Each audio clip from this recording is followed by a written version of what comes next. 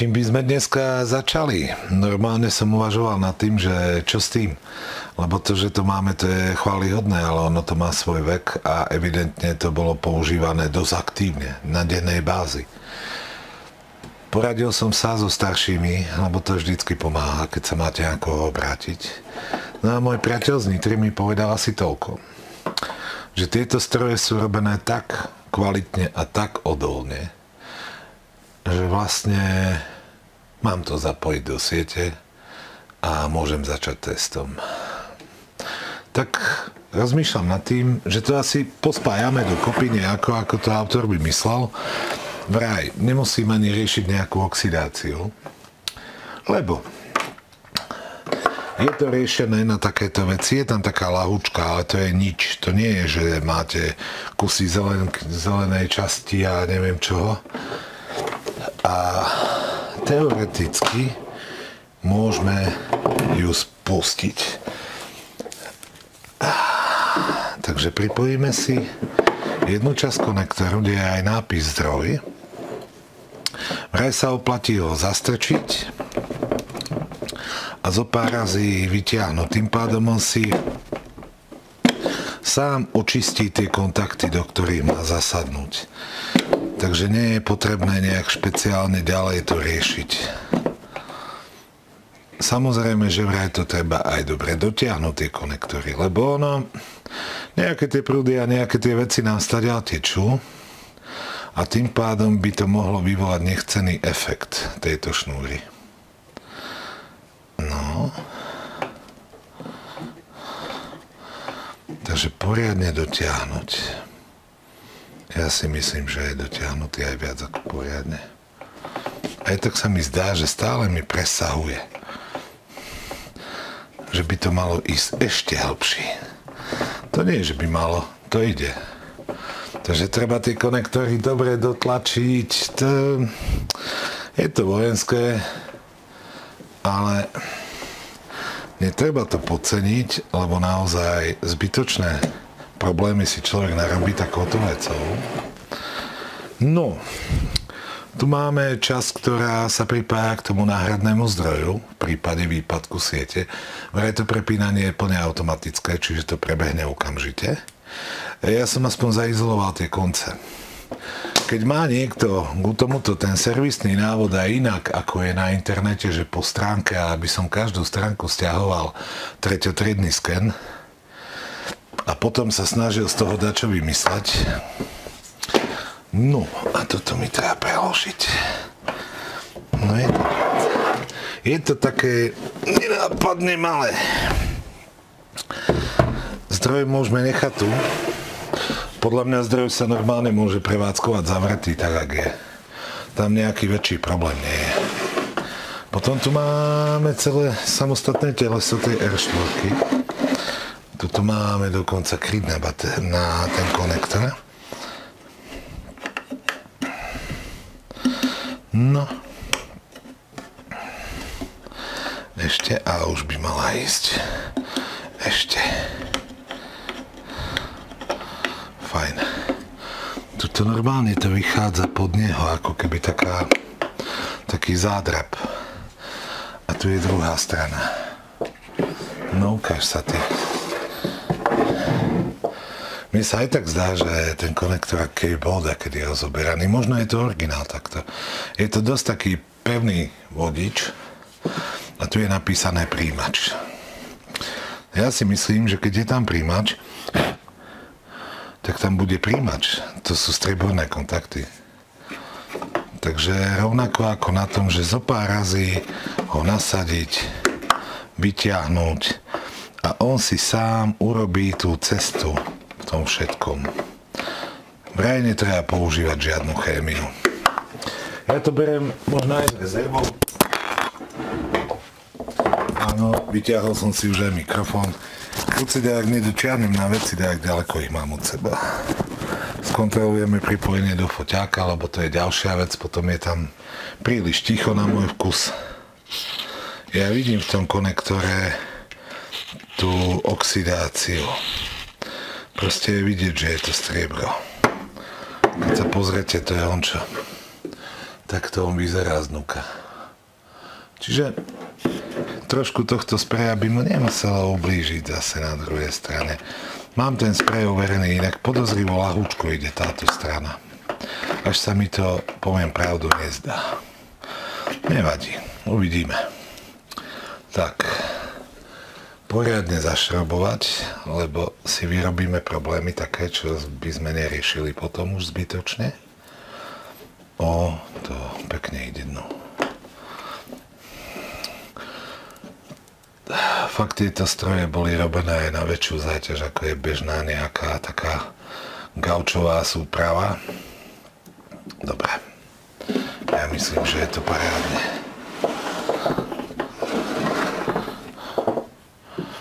No. Tak. No čo s tebou? Pozrieme sa dnuka, nie? To dosť blbo potom vidno, inak treba tieto zaisťováky, ono sa odblokuje len v jednej polohe, takého Pertinaxového fixu. No ukáž sa. Krásavec. Teraz to máme presne také, ako keby po 50 rokoch niekto to otvoril a chcel niečo s tým riešiť, hej? Zatiaľ skúsime pripojiť aspoň tú náhlavnú sadu a uvidíme. No, hádam to bude fungovať podľa mňa. Nemá dôvod, že nie. No, sluchátka sú tu. A to je tu a tu. Sú dve pozície, bude na dvojicu náhlavných sád, alebo aký to má iný význam, neviem. Ako naozaj, bol som na návšteve u čo to má, ale jediné, čo som urobil, je, že som si ofotil ku nemu schému. V originále, hej. Lebo ona je asi A3-ková, ale aj on tú dokumentáciu, čo mal, tá neobsahovala ten servisný manuál. Mal tam záznam o predaju, tieto veci, to všetko mal prázdne, čisté. Čiže je fakt, že to boli veci, ktoré v danú dobu boli ako novinky. Takže použiť anténu číslo 1. A ešte by bolo... Mám nejaký taký pripravený, lebo mal som... Skrz toho, že sme riešili iné veci, máme toto. To by nám mohlo pomôcť. Uvidíme. To by vlastne malo ísť tým pádom sem. Buď sa tá anténa prichytí normálne. A pokiaľ chápem plus minus presne máš, ja nemôžem tvrdiť, keďže som nečítal ten manuál úplne s porozumením. Ale je nejaký vstup na konektor, ktorý by mal byť cca nejakých 75 a klasická drátová anténa zvonka, čiže čo ja viem, 300. Tak uvidíme. Tak.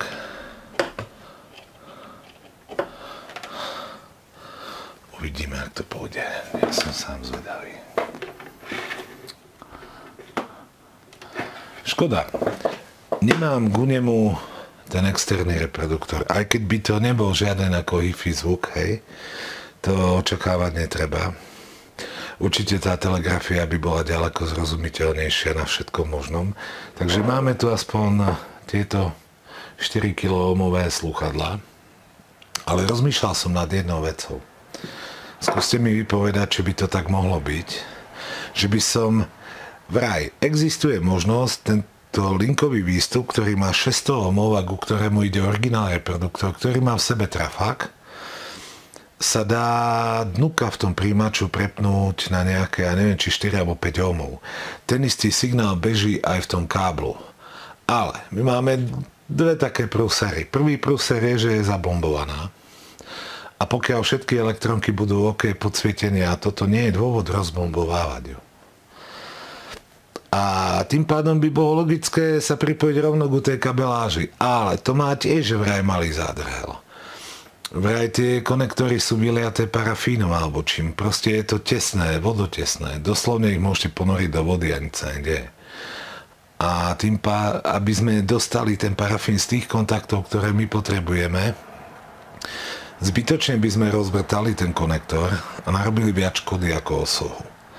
Tak vlastne zatiaľ by bolo možno logické naozaj zohnať buď ten originál reproduktor. Vraj tie reproduktory boli bežné k dostaniu, stálo to pár šupov. Možno nejaké radioamatéri, ktorí by toto sledovali, by mi vedeli pomôcť, že to majú. Aj keď to nevyužívajú, alebo majú viac kusov, rád aj odkúpim, nie je problém, sebe menší.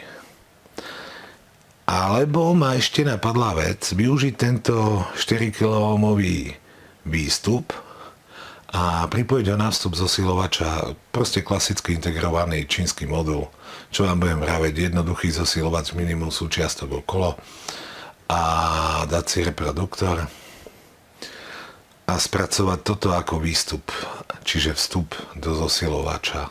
Prehnať to cez neho. Ja si nemyslím, že vstupné svorky na takýchto zosilovačoch majú menej ako 4 kΩ. No čo s tebou, ideme to zapnúť. Toto je naozaj zapnutie po rokoch. Normálne ma oblieva pot. Pozrieme sa vôbec, ako sa to obsluhuje. Nejaký základ som si prešiel, ale poviem vám pravdu, takto keď na to pozerám, tak na to čumím ako blbec. Lebo tu máme doladenie antény, to bolo aj na lande. Potom je tu doladenie ako také, ale to je asi ku tomuto a ku tomuto. Prepínanie rozsahov, hrubé ladenie, jemné ladenie, podsvetlenie, 600-ohmový výstup a šírka pásma, test elektroniek. Následne, tu je vypnuté, pohotovosť A1, A2, A3, kalibrácia. Záznejový oscilátor, to je to naše BFOčko, pokiaľ sa nemýlim. A viem, že to BFOčko bolo aktívne len v jednej pozícii z tých Ačkových vstupov. Tam sa automaticky pripne a vy si už viete vyladiť ten záznejový tak, ako potrebujete. Treba sa hrať s ním. Aj keď som mal tú landu, to nebolo o tom, že zapnete a teraz máte príjem a všetko vám tá nask... Nie. To vyladiť nejakých amatérov na pásme si vyžadovalo trošku citu. A v prvom rade aj trošku aj čas. Teraz je už podľa mňa dosť pozde večer. To bolo také, že ráno povedzme okolo tej 6. Sa dali vyladiť pekne. Následne, ak pribúdal čas, tak sa začal ten signál strácať, šumy pozadia a všetkého iného. A potom znova pred večerom sa objavil a nemal chybu a potom sa znova strácal, ale skôr by som povedal v návale tej inej komunikácie okolitej, ktorá potláčala už ten nejaký slabúčký signál. Čo chcete, anténa taká iba vtipná, do toho ešte ďalšie veci. Proste ja som mu nedal šancu na to, aby som dokázal potlačiť to okolie. Viem, že my vtedy sme sa bavili o tom a ešte by bolo možno poriešiť to vyladenie k tej anténe.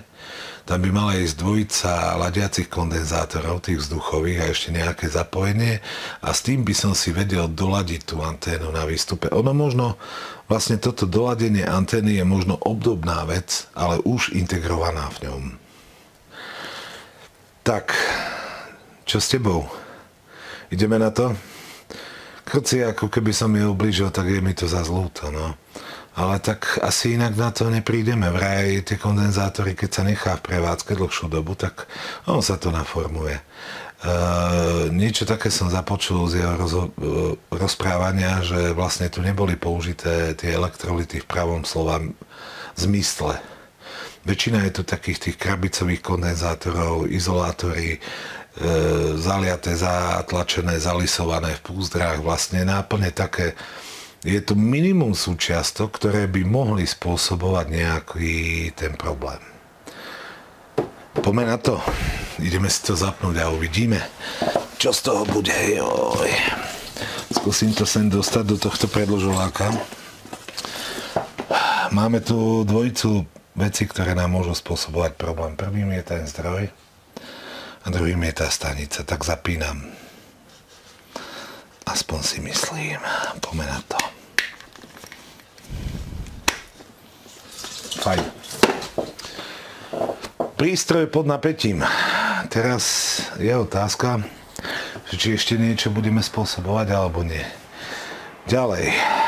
Máme tu pohotovostný stav A1, A2, A3. Podľa mňa ono už keď sa prepájal s tým čincom, tak tam bola možnosť potom, už vlastne spolupracoval trošku aspoň s tou stanicou. Takže určité piny aj v tej káblovačke budú riešené ako komunikačné s tým čincom. Momentálne využívame len ten zdroj. Poďme na to. Viete, čo to pre neho musí byť toto po tých rokoch? Ako vidíte, stupnica sa nám celku v pohode rozsvietila. Niečo horí, niečo búcha, niečo sa deje iné. Vieme aspoň, že máme nejaké to napätie, ktoré nám trošku udrží v chode aspoň podsvietenie. Ste šťastní? Máte radosť? Jaj? Môj zlozvyk ma ďalej dotlačí do ostatných vecí. Takže máme ho v pohotovosti. Teraz by sa mala dať riešiť nejaká tá vec. Toto tu je záznevý šírkopásma NF. Posťahované sú NF. Tak poďme na to. A jedna, zoberiem si sluchadlá aspoň k uchu. Kruci. Počujete to?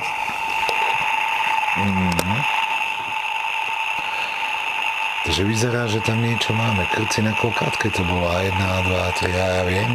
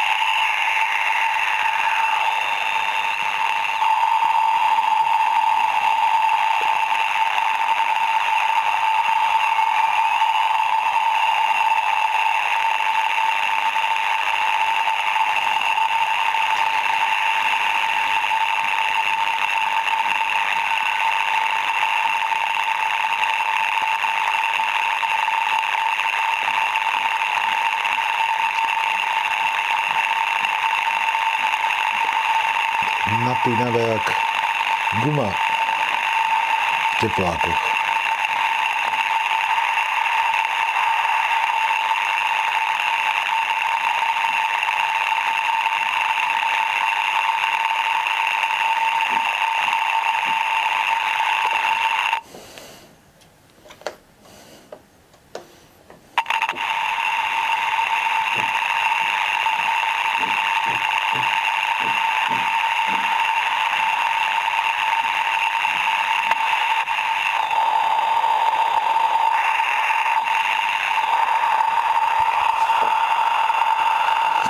No, je to napínavé.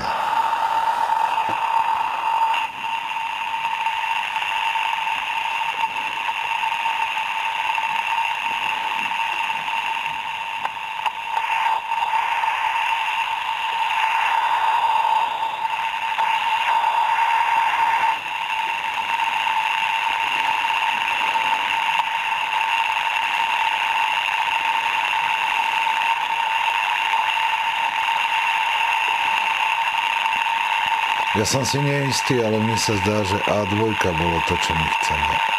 Jeden z nich je telegrafia. A týchto poznáme.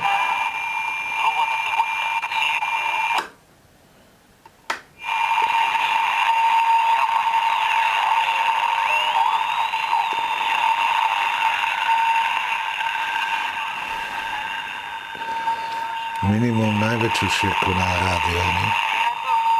Takto. Máme tam našich Číňanov.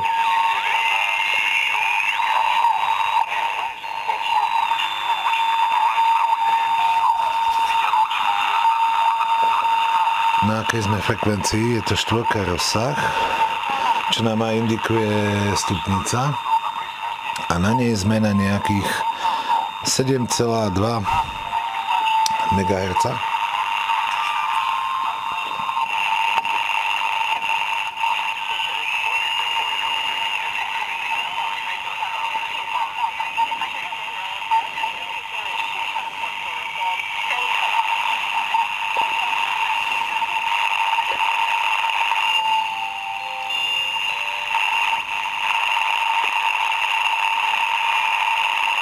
Rádio ide úžasne.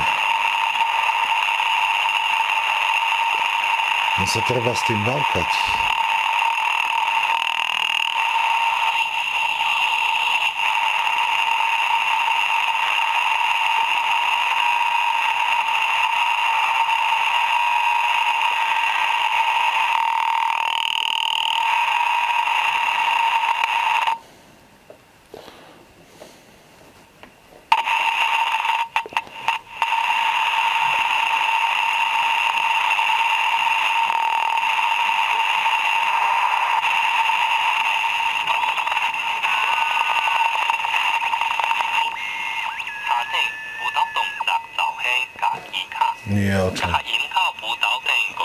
Keď zoberete, ak je stabilný ten príjem, žiadne kolísanie, žiadne body.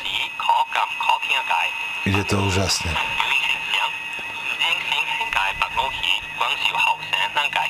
Dobre to je. Funkčný je, no. Funkčný je, to je labe, takže tá.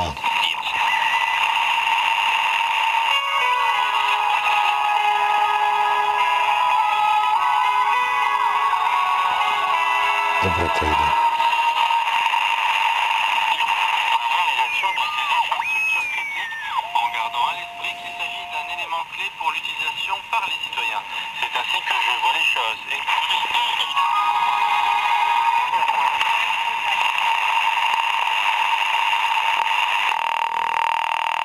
Paráda, čo?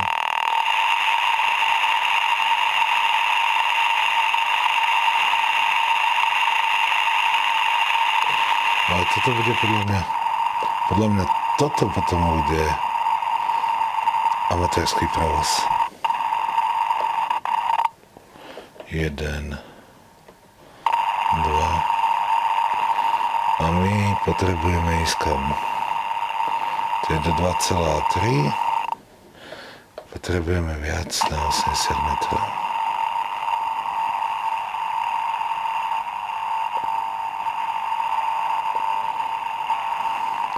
No, s týmto sa budem musieť ešte pobávkať. Ale dobre, ja som spokojný. OK. Takže labe je funkčné.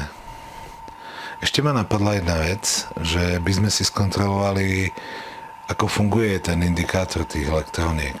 A to je vlastne taký servisný indikátor, by sa dalo povedať. Žhavenie v zelenom poli. Paráda, nie? Vidíte to aspoň trošku, vidíte. Potom sú tu napätie asi 200 V. No to keby som vedel, že či je dobré alebo zlé, to budem musieť skontrolovať si. Lebo je síce v červenom poli, ale nie je to zlé. Potom máme E1, neviem, to sú asi anódové.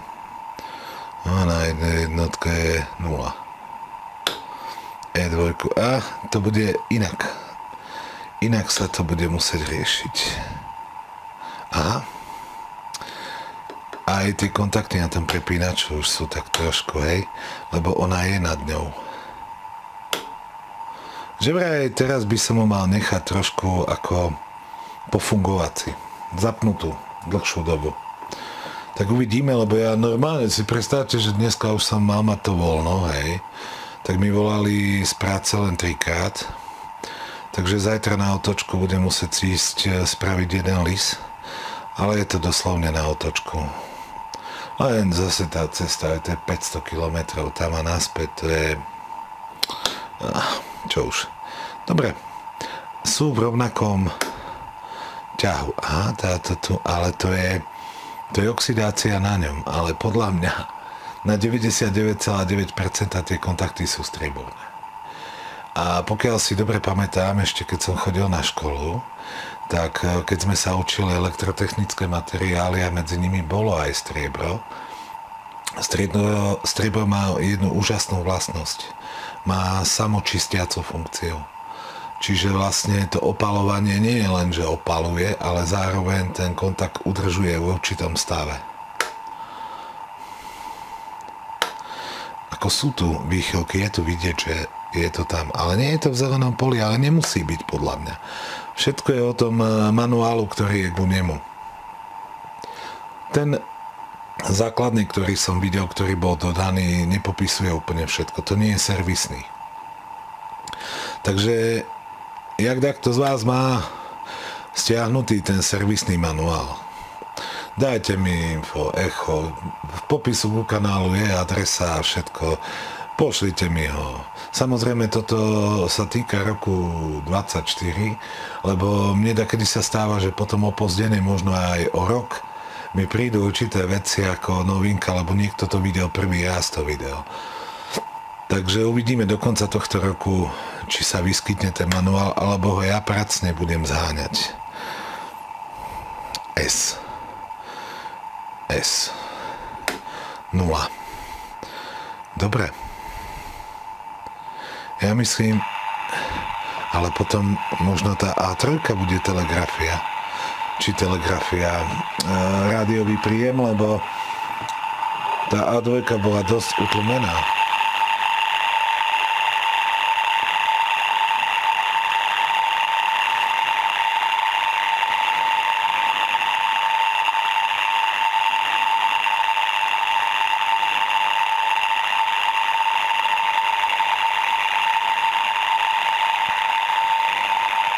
No čo moje? Tu idem dole. Ale ja by som mal ísť hore.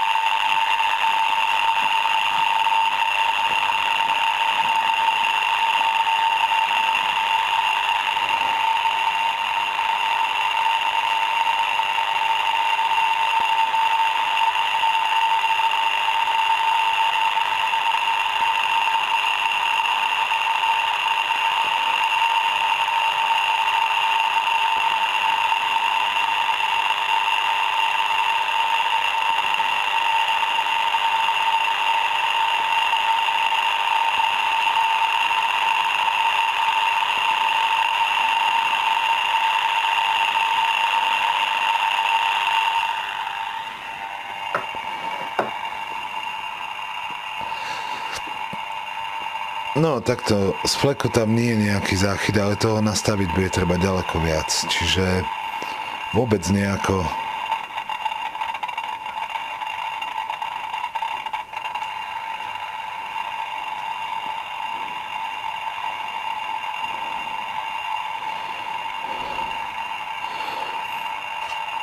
Bude treba viacej toho odladiť.